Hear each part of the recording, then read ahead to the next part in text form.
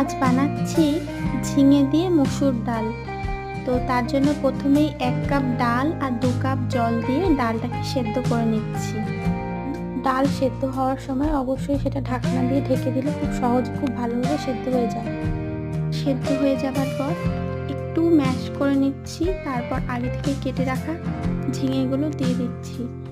ঝিঙে সেদ্ধ হয়ে আসলে কিছুটা লবণ, কিছুটা হলুদ দিয়ে পরিমাণ মতো জল দিয়ে ফুটিয়ে নিয়ে নামিয়ে রাখছি।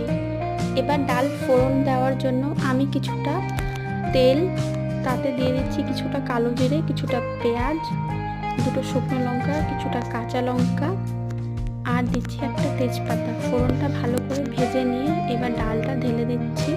ডালটা কিছুক্ষণ ফুটে উঠলেই চটজলদি তৈরি গরমের মৌসুমি সবজি দিয়ে খুব সুন্দর একটা ডাল।